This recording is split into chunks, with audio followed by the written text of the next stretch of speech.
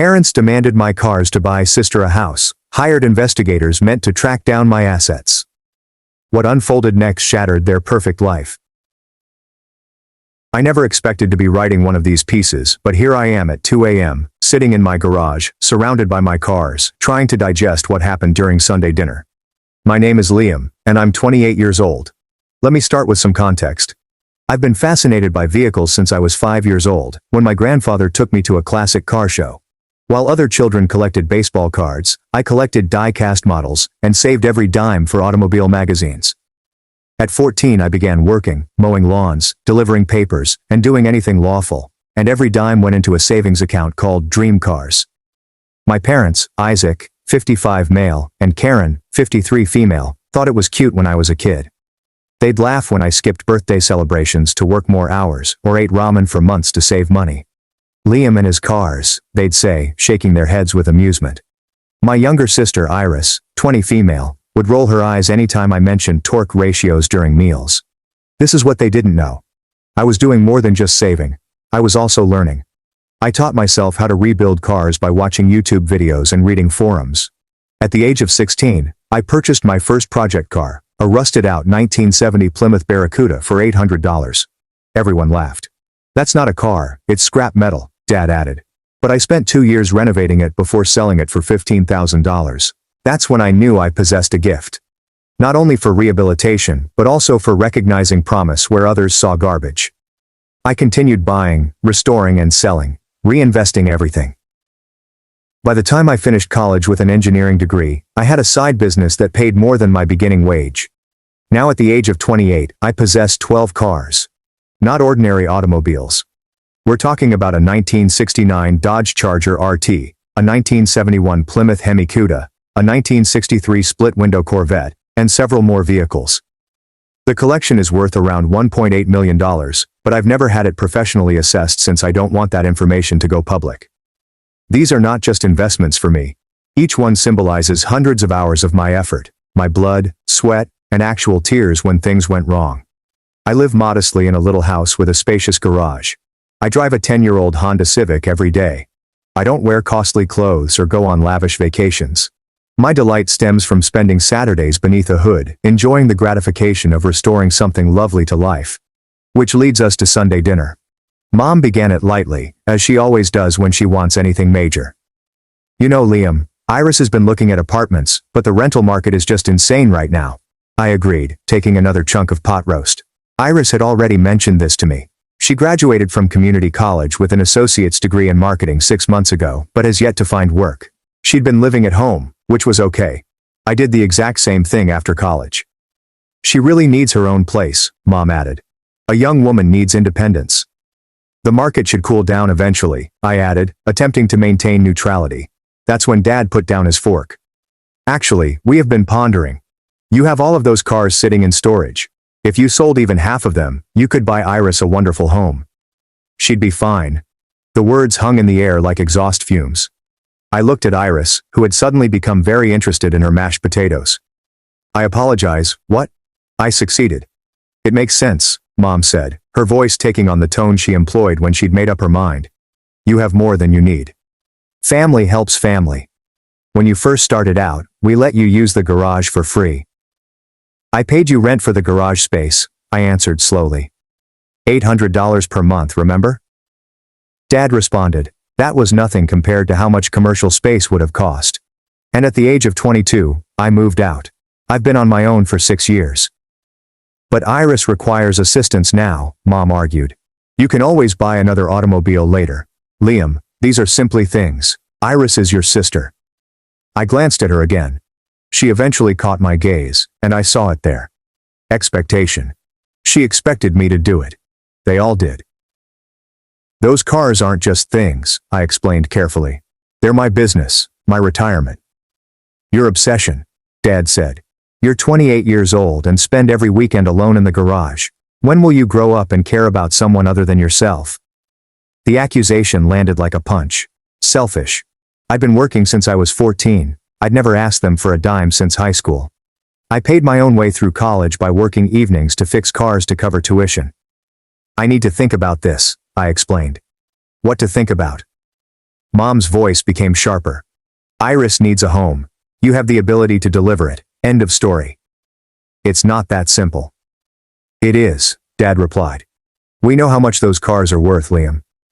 We have seen the auction sites. You could buy Iris a house and still have a lot left over. That's when I realized it. They had been doing research. They had been planned for this. Do you know how much my autos are worth? I asked. Mom had the grace to appear slightly ashamed. Iris helped us check up some of the models online. Liam, you have nearly $2 million in assets, but your sister can't even afford rent. Iris. I turned to face my sister. Is this true?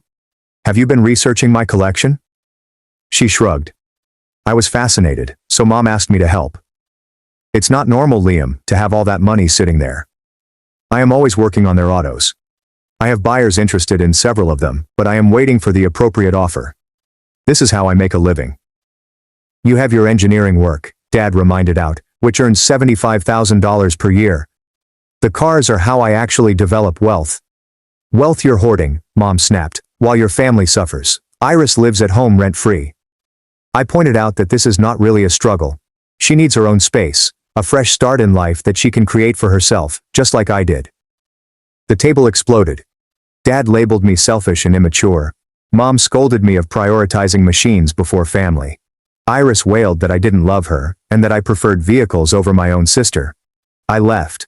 I drove home in my Civic, my hands trembling behind the wheel.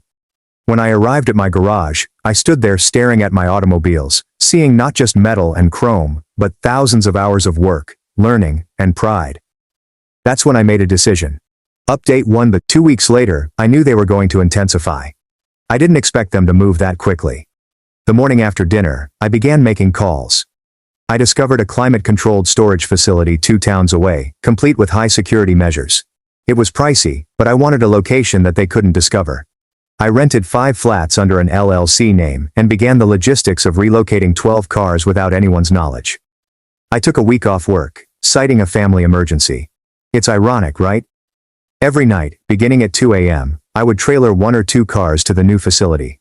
I engaged a security company to transfer the most valuable items.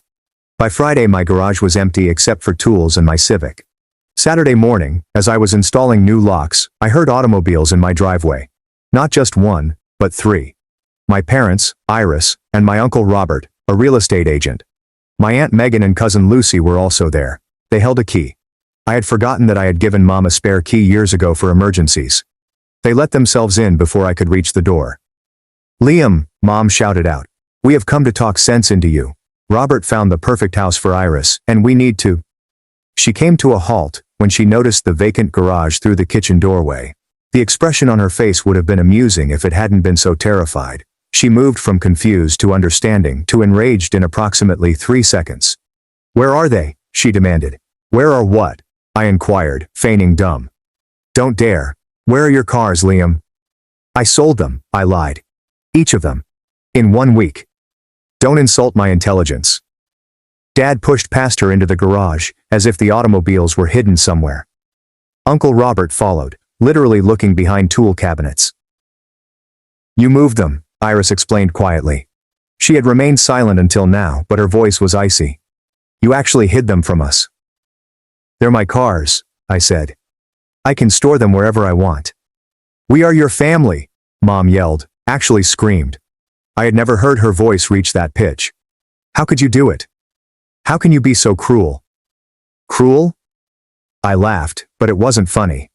You ambushed me at dinner and demanded that I sell my life's work, and I'm cruel. We asked you to help your sister, Dad added, his voice dangerously low. And instead, you've shown us exactly what kind of man you are. The kind who won't be bullied into giving away what he's earned. That's when Uncle Robert stepped in. Liam, let us be reasonable. I found Iris a nice 3-bedroom house for $350,000. That's about 2 of your autos. You would barely notice. He moved them so we couldn't find them, Iris said. He does not mind if I end up on the street. You live with Mom and Dad, I explained, rent-free, you hold a degree, you can get a job. In this economy? Aunt Megan chimed in. Have some compassion. I worked 3 jobs during the recession to buy my first car, I told you. Iris hasn't even started looking for work. That was apparently the incorrect thing to say. Iris burst into tears, the kind of theatrical cries she mastered in high school. Mom hurried to comfort her, while Dad yelled at me. "You're going to tell us where those cars are," the man said. "And you're going to do the right thing. Or what? Or you're not my son anymore." The words should have hurt. A month ago, they would have completely destroyed me. But standing there, watching my entire family try to shame and intimidate me into obedience, I felt liberated. "Okay," I said. "Okay, will you tell us?" Number okay, I am not your son anymore. Please leave my house. This time the explosion was more severe. Mom called me heartless. Dad thought I was sick, that my obsession with vehicles had turned me into something unnatural. Iris yelled that I had ruined her life. Uncle Robert attempted to mediate, suggesting family counseling. Aunt Megan videotaped everything on her phone, promising to show everyone who I was. I phoned the cops. I had to. They refused to go and Dad became hostile, forcing me to get to my office where he suspected I could have storage unit paperwork. Officers Johnson and Martinez showed up.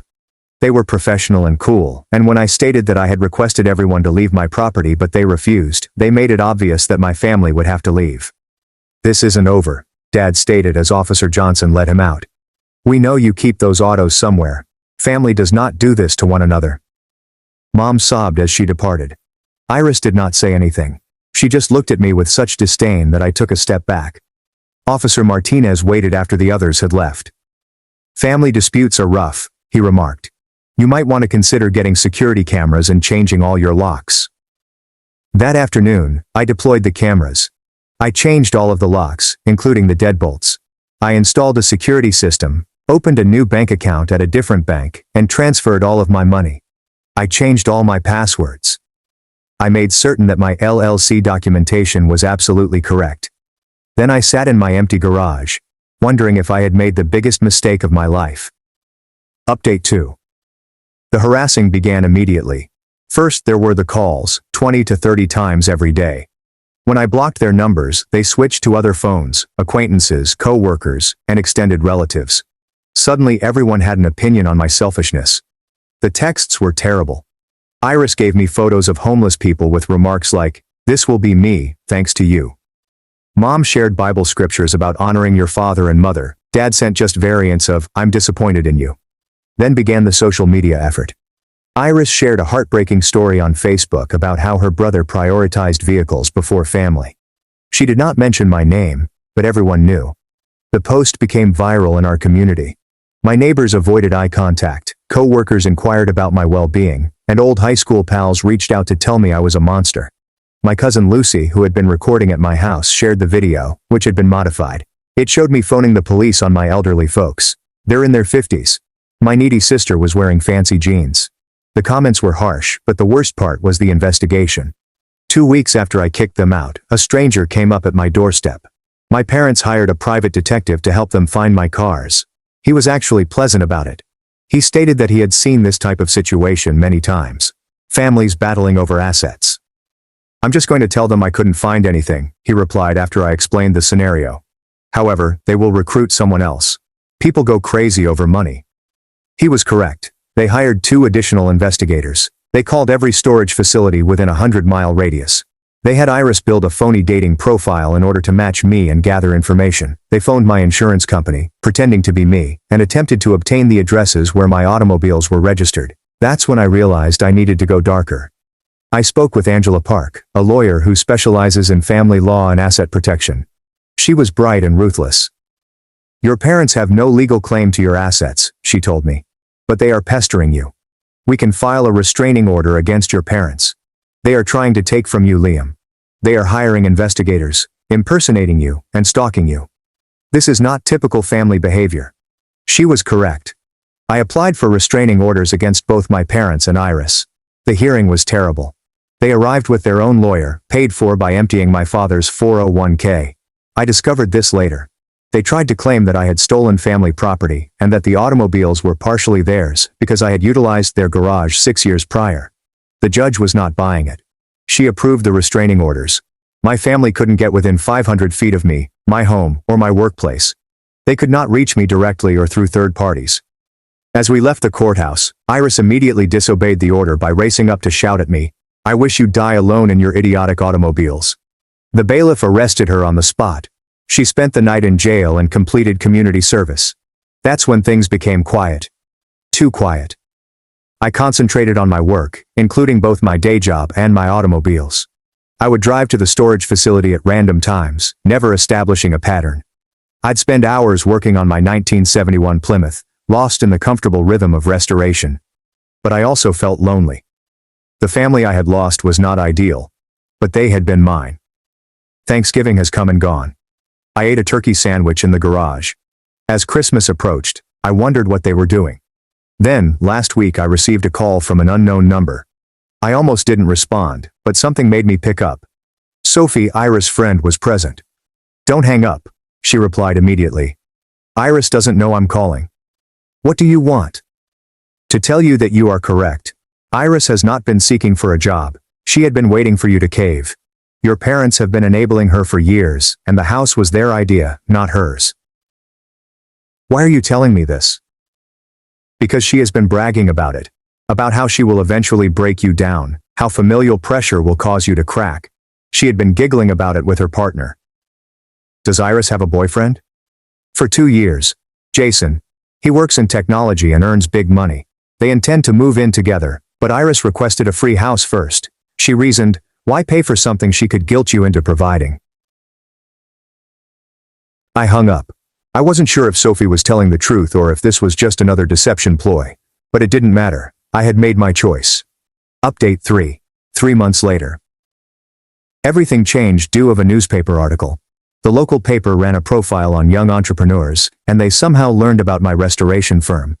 Julia Reed, a reporter, has been following my work for years without my knowledge. She hunted out customers who had purchased cars from me, chronicled their makeovers, and even found before and after images. The piece was headlined "The Mechanic Millionaire: How Liam Thompson, 28, built an empire one classic car at a time." It described everything. I started at the age of 14. Thousands of hours of learning, careful investments. The restorations are magnificent. There were interviews with delighted customers, images of my greatest work, and even a sidebar about how old automobiles are becoming more valuable as investments. The article got live on Tuesday. By Wednesday my phone was ringing non-stop, but not from family trouble. Collectors wanted to recruit me, museums wanted to display my automobiles. A streaming service wished to discuss a restoration show, but the finest call came on Thursday morning. "Liam, it's Iris." I nearly hung up. She was breaching the restraining order by calling. "Wait, please. I'm at a police station. I'm turning myself in after this conversation, but I needed to speak with you first." "You have 30 seconds. "I have a job. Actually, I've been working for a marketing agency downtown for the past 2 weeks. The pay is not high, but it is a start. And I have been authorized for a tiny apartment. Nothing spectacular, but it is mine." "Why are you telling me this?" "I was unaware until I read that piece, Liam. None of us realized how hard you worked. Mom and Dad always made it sound like you were just lucky, as if the automobiles fell into your lap. But seeing everything set out like that, 14 years of nonstop work." I did not say anything. "I've been horrible," she said, her voice breaking. "I let Mom and Dad convince me that I was entitled to what you had created. I was quite jealous. You had all the success, but I was still living at home. But I've never worked for it. Not as you did, Liam. I'm going to treatment, and I'm going to make something of myself without anyone's assistance. I wanted you to know that." She hung up. An hour later, I received a call from the police, verifying that she had turned herself in for breaking the restraining order. I did not press charges. The story also had an unexpected impact on my parents. Their pals read it. Their co-workers read it. Everyone has read it. Suddenly, the story shifted. They were not the struggling parents with a selfish son. They were the greedy parents that attempted to steal their successful son's hard-earned assets. Dad's supervisor brought him in to address the unsettling report about him attempting to compel his son to liquidate a legal firm. Mom's book group declined to invite her. The country club suspended their membership pending a review. Uncle Robert contacted me last week, not to harass, but to apologize. "I didn't understand," he replied. "Your folks made it sound like you suddenly stumbled upon money. I thought you were adamant about sharing a fortune. But Liam, you created something great. I am sorry I got entangled. As for me, I'm doing better than I anticipated. My business has benefited from the publicity generated by the piece. I boosted my restoration prices, and people are willing to pay them. I am booked solid for the next 18 months. I have also started dating. Samantha is a mechanical engineer who, like myself, is passionate about cars. We met at an antique automobile exhibition. She was presenting a 1967 Camaro that she had refurbished herself. I'm keeping the family issues a secret from her for the time being. Last Sunday, I headed to the storage facility to perform my weekly maintenance routine. All 12 automobiles were present, glistening under the lights. I spent 3 years perfecting the 1969 Charger RT. I saved the split-window Corvette from a scrapyard. The Hemi Cuda had taken 6 months just to get the right parts. I ran my palm along the Charger's hood, thinking what my father had said. These were only stuff. He was wrong. They demonstrated that a 14-year-old boy with a dream may achieve incredible results through persistence and hard effort. My phone vibrated. A message from an unknown number. I almost deleted it before realizing it was a photo. Iris was standing in front of a little apartment building with a key. The message stated, "I paid the first month's rent with my first salary. It's not much, but it is mine. Thank you for teaching me that earning things for yourself is the only way that matters." I deleted the message. The restraining order was still in effect, and I wasn't prepared to rebuild that bridge. Maybe someday, but not today.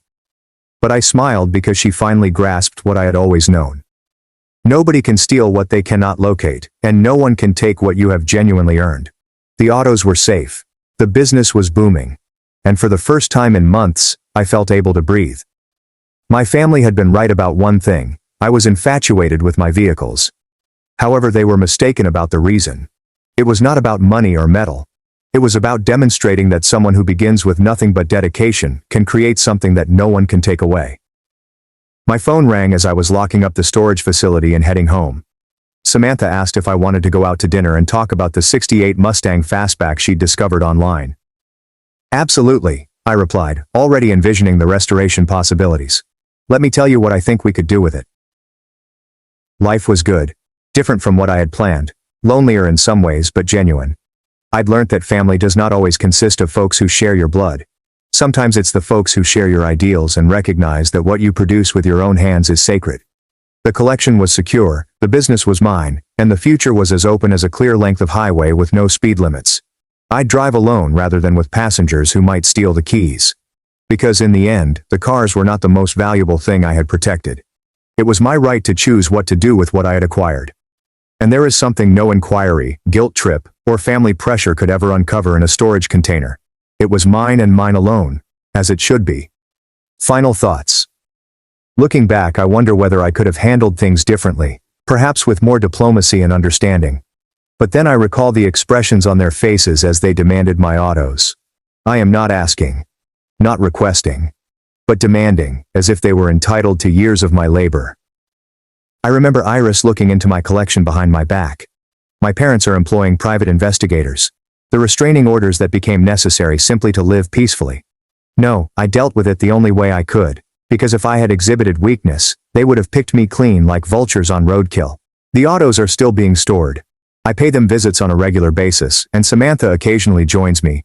She understands the sense of accomplishment that comes with repair and preservation. We're currently working on a project together, a '68 Mustang that needs everything redone but still has good bones.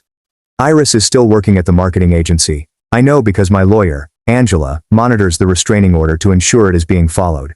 She seemed to be doing well, having received a promotion last month. Good for her. My parents retired early. Dad's supervisor made it plain that the exposure was not beneficial to the company. They sold their home and relocated to Florida. They sent one final note through their lawyer, stating that they had written me out of their will. I laughed. They had already spent my alleged fortune attempting to take my true assets. Sometimes late at night in the garage, I reflect on that Sunday meal that started it all. How different would life be if I had simply said yes? What if I had sold a few automobiles, bought Iris' house, and kept the peace? I'd be poorer, undoubtedly, but not only financially. I would have given up my integrity, liberty, and the right to the fruits of my own effort. I'd have established a precedent that my effort, enthusiasm, and accomplishments were common property that could be given at the family's discretion. And Iris, she'd still be waiting for the next handout rather than creating her own life. No, I made the correct choice. The only option, really. The collection they'll never find includes more than simply cars. It's about self-respect, limits, and the inherent freedom to refuse. Even in the family. Especially for family. Because a truly loving family will not try to steal what you have built. They celebrate and revere it, and if they're truly special, they might even want to ride in it. Samantha asked me last week if I missed them. I told her the truth. I miss who I thought they were, not who they actually are. She squeezed my hand and spoke. Well, you've got a new family now. The kind you choose. She referred to the car community. Our group of restoration enthusiasts meets every Saturday to work on projects and share information. People who recognize the importance of hard effort, respect ownership, and would never expect to be held accountable for the accomplishments of others. But I believe she also meant us. Her and I are developing something together, one restored car at a time. This is worth more than any collection. Don't worry, I'm still not selling the automobiles. They are concealed, safe, and mine. Just how it should be.